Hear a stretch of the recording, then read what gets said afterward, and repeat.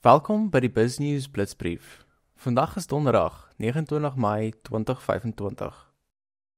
In plaaslike nuus, Minister van Gesondheid Aaron Motsoaledi het die besteding van R9 miljoen aan 12 regsverteenwoordigers verdedig om hofuitdagings teen die nasionale gesondheidsversekeringsskema te beveg. Die parlementslede het hom oor die groeiende regsontwerp ondervra, maar Motsoaledi het uitdagend gebly en verklaar dat hy bereid is om sy lewe op die spel te plaas vir die NGV. Starlink is in die moeilikheid in Suid-Afrika. Die reguleerder ICASA sê dat hulle moontlike formele klag teen SpaceX kan indien oor die onwettige gebruik van hul satellietdiens in die land.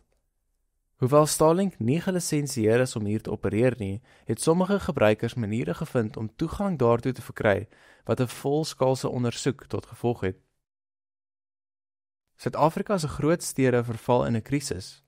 Die ouditeur-generaal het ernstige bestuurmislukkings in metropolitaanse gebiede soos Johannesburg en eThekwini uitgewys, waar twyfelagtige kontrakte gekoppel aan raadslede en amptenare volop is. Die enigste ligpunt? Kaapstad, wat 'n skoon audit en 'n lof vir goeie bestuur ontvang het.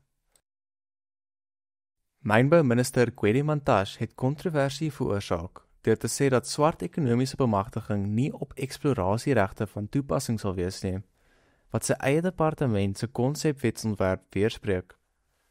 Bedryfsgroepe is woedend en beskuldig hom daarvan dat hy verwarring saai en waarsku teen 'n dreigende konfrontasie, terwyl die parlement voorberei om die nuwe mynbouwet te debatteer.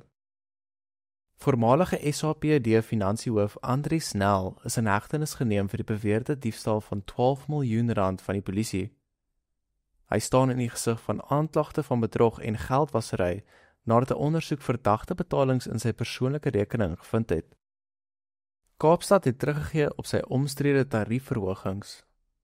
Na aanleiding van openbare verontwaardiging oor 'n voorgestelde 20% tariefverhoging, het burgemeester Jordan J. Lewis 'n hersiende begroting ter tafel gelê met verminderde verhogings en nuwe verligtingsmaatreëls, gemik op pensionarisse en laer inkomste huishoudings. Minister van Handel Parks Tau het die nuwe nasionale lottery-lisensie van R90 miljard aan Sizikaya Holdings toegeken, wat kontroversie oor sy politieke bande en Chinese tegnologievennoot veroorsaak het.